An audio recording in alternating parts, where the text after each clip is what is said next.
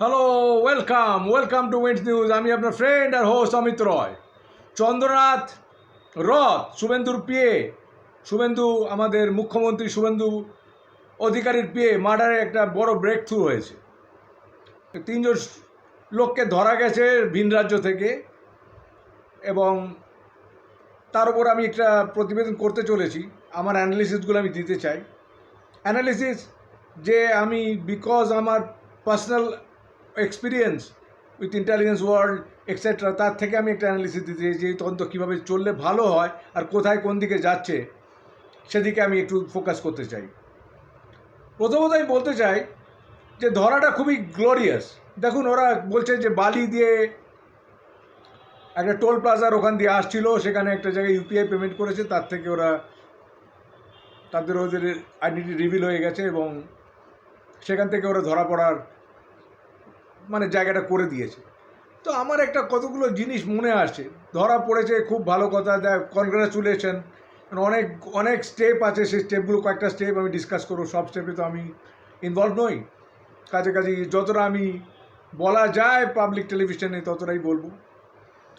প্রথমত হচ্ছে যে এরা এই যে বালি দিয়ে আসছে, তার মানে কি, আরেকটা আমার কথা পয়েন্ট মনে এলো, এরা কি শুভেন্দুর পিএ চন্দ্রনাথ রথকে বম্বে রোডেও টপকাতে গেছিলো? আর জানি না এটা, তো ওখান দিয়ে আসছিলো কেন, ওই সময় দিয়ে আসছিলো কেন মার্ডারের দিনই? সেকেন্ডলি, আমার গাড়ি দিয়ে আটকেছে, সেখানে অল্টারকেশন দেখাতে চেষ্টা করেছে, এটা হতে পারে। আর পেয়ারা বাগান না দিয়ে গলি দিয়ে পালিয়ে গেছে। কতগুলো জিনিস আমি করছি। প্রথমত বলি যে 3টে শুটারের অ্যাকমপ্লিসকে ধরা পড়েছে বলছে পুলিশ। আজকে নাকি বারাসত কোর্টে তোলা হবে।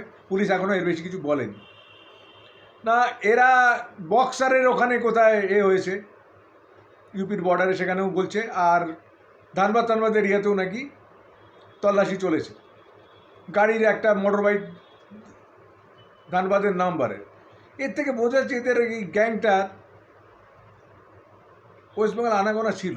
ওয়েস্ট বেঙ্গলে এদের লোক আছে না, আমি বলছি কেন, এবং আমি যাচ্ছি না যে কে মার্ডার করেছে এ বিষয়ে এখন পুলিশ তদন্ত করবে, আমার খপড়ির বাইরে আছে এটা। যদিও থাকে, আমি এই মুহূর্তে তার মধ্যে কনজেকচার লাগাতে যাব না, পুলিশ করুক না। আমি খালি অপারেশনাল কতগুলো পয়েন্টে আমি ডিসকাস করতে চাই। যেমন এই যে লোকগুলো, এরা যে মারলো, এদের তো একটা লোকাল সাপোর্ট ছিল, ডেফিনেটলি ছিল। দেখুন, এই যে একটা বারাসতের স্টেশনের কাছে নিয়ে গেল, জানলো কী করে? এখানে গাড়ি কম থাকে, এখানে ট্রাকগুলো এসে দাঁড়াচ্ছে, এগুলো জানলো কী করে? ওদের লোক আছে। সেকেন্ডলি, এই রোগটা আমার মনে হচ্ছে ড্রাগের কানেকশন। দেখুন, ইউপি এই জায়গাটা, বাক্সার, এইসব জায়গা আফিমের জায়গা। তো এখান থেকে শিলিগুড়ি একটা আফিমের জায়গা, নার্কোটিক্সের জায়গা, নার্কোটিক, গোল্ড, এইসবের জায়গা। তো এটা কানেকশন বেরোচ্ছে কিন্তু। সুতরাং যাদের খুব ইনোসেন্ট লাগছে তারা অতটা ইনোসেন্ট নাও হতে পারে। আমি নিজে নার্কোটিক্সের লোক, আমি এই বিয়ের কাছাকাছি ছিলাম। তো এটা আমার মনে হচ্ছে যে নার্কোটিকের একটা কানেক্ট, নার্কোটিকের লাইন, স্মাগলিংয়ের লাইন আছে। এইসব গান ফানগুলো স্মাগলিংয়ের লাইনে আসে, আসাম দিয়ে আসে, নেপাল দিয়ে আসে, বাংলাদেশ দিয়ে আসে, এইসব এই যে চিকেন স্ন্যাক ফেক এরিয়াতে আসে। তো এইসব জায়গার লোকেরা, পলিটিশিয়ানরা এইসব জায়গায় জানে অনেক কিছু। যতটা চদু মুখ করে ঘুরে বেড়াচ্ছে অতটা চদু নাও হতে পারে ওরা। তো এদিকে একটু ভাবা উচিত। সেকেন্ডলি, দেখুন, এই যে পেয়ারা বাগান না কী বাগান বলছে, তা আমার বাবার জন্মে আমি নাম শুনিনি। গলিতে আমি কি করে বেরিয়ে যাব? আমি বিহারের লোক, ইউপির লোক, এই গলিগুলো কি করে জানতে পারছে? তাহলে কি প্ল্যানে ছিল গলিগুলো আগে থেকেই রাস্তা? হ্যাঁ, একটা এক্সিট প্ল্যান তো থাকেই ওদের, একটা এক্সিট প্ল্যান তো থাকেই। এক্সিট প্ল্যানটা দিয়ে গলি ফলি কী করে চিনলে? এত ডিপ গলি কে চিনিয়ে দিচ্ছে? তার লোক আছে তো, ওয়েস্ট বেঙ্গলের লোক আছে। আর এই যে জায়গাটা রয়েছে বারাসাতের, এই জায়গাটা খুব 2 নম্বরই জায়গা, অ্যাবসলিউটলি 2 নম্বরই জায়গা। আমি আপনাকে বলে দিচ্ছি, এই মধ্যমগ্রামের এই জায়গাগুলো অনেক মার্ডার। এখানে আপনি হিস্টোরিক্যালি দেখেন, ডাকাতরা থাকে, ব্যাংক লুটেরারা থাকে, তারপরে বলতে সবাই নয়, আমি খালি ক্রিমিনালদের কথা বলছি। আপনি রুনু গুহনই আমাকে একবার বলেছিল যে একটা ক্রিমিনালকে ধরেছিল, সে 4 ট্রাক লুট করতো, নর্থ বেঙ্গলের শিলিগুড়ি আসার ট্রাক। তার লোকজনের খোঁজ নিতে পারে তো, তাদের লোকজন ইনভলভ ছিল কি না। তারপরে এইসবই আর কি, এইগুলো কতগুলো জিনিস আছে। শুধু ওদের ধরে নিশ্চয়ই করবে। তারপরে কিন্তু পুলিশের এই যেটা করেছে, এটা তো খুবই ভালো কাজ করেছে, আমি বলবো বেশ ফাস্ট কাজ করেছে। তবে 4টে লোক ছিল, 3টের কাছাকাছি গেছে। এবং এই যে বার্নপুর কুলটি এরিয়া, এইসব জায়গাগুলো, তারপরে ঝাড়খণ্ডের ধানবাদ এরিয়া, এইসব হচ্ছে মাফিয়াদের কাছাকাছি জায়গা। এখানে নানান রকম মাফিয়া আছে, নানান রকম মাফিয়া আছে, বড় স্কেলের আছে, ছোট স্কেলের আছে। শুটারগুলো মাফিয়াদের কী কানেকশন, মাফিয়ারা এক্সপ্লোসিভেও আছে, ড্রাগে খানিকটা তো আছেই। ড্রাগ সাউথ এই সেন্ট্রাল ইন্ডিয়া নিয়ে যায়, ওখান থেকে ড্রাগ একটা লাইন আছে।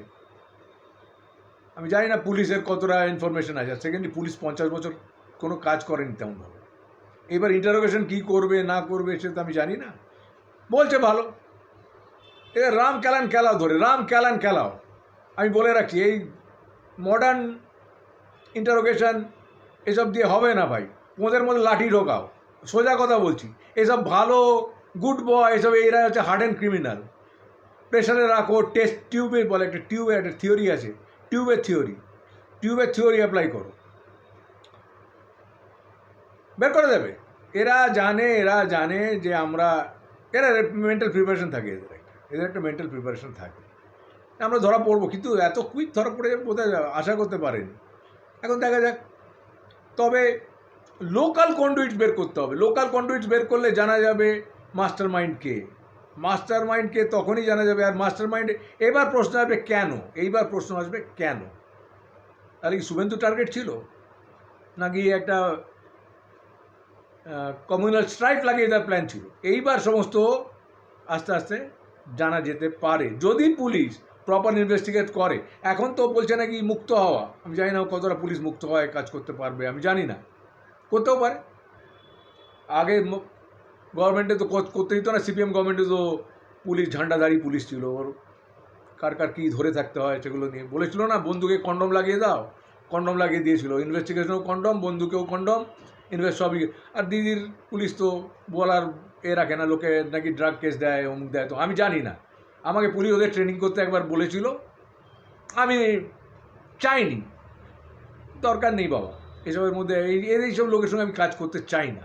আমাকে বলেছিল একজন ডিজি, বলেছিল একটু হেল্প করে দিন। আমি না ভাই, নাও বলিনি, হ্যাঁ বলিনি। আমি দেখুন, আমার পক্ষে এই লেভেলে নেবে কাজ করাটা, এটা আমি করে দিচ্ছি, আমি এটা জনসেবা করতে চাই, আমার এত বছরের এক্সপিরিয়েন্স শেয়ার করতে চাই।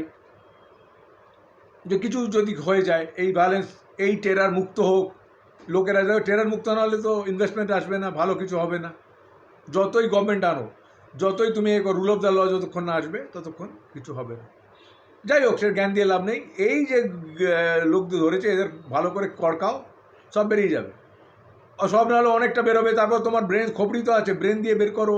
তোমার লোকাল অ্যাসেটসগুলো আছে, তোমরা যাদের কি বলো জানো, খবরই, তাদের অ্যাক্টিভেট করো। এসব করলে নিশ্চয়ই বেরিয়ে যাবে। আমার এভিডেন্স জোগাড় করো, এভিডেন্স। গল্প কথা বললে হবে না, এভিডেন্স জোগাড় করতে হবে। কোর্টের কাছে গেলে একটাই কথা জিজ্ঞেস করবে, যতই তুমি সুন্দর দেখতে হও, সাদা পরিষ্কার ড্রেস পরে যাও, কথার কোনো মানে নেই। এভিডেন্স বের করে কোর্টে প্রডিউস করো, যথাযথভাবে কাজ হয়ে যাবে। তবে এটা একটা বিগ সাফল্য আমি বলবো। আমি এতটা আশা করতে পারি না, এর জন্য সেন্ট্রাল টিম নামাতে হবে। সেন্ট্রালের কাছে তো নানান রকম গ্যাজেটস আছে, এদের কাছে কতটা আছে আমি তো বলতে পারবো না। ভালো করেছে, কনগ্রাচুলেশন, ভালো ওদের কোর্টকে বের করো। আর যতটা ডিপে পেঁয়াজের খোসা ছাড়িয়ে চলে যাও, কে আছে টপে, কি ড্রাগের কানেকশন আছে, বের করে নাও। Thank you very much patient hearing. Please like me, share my channel. Best wishes. Thank you very much.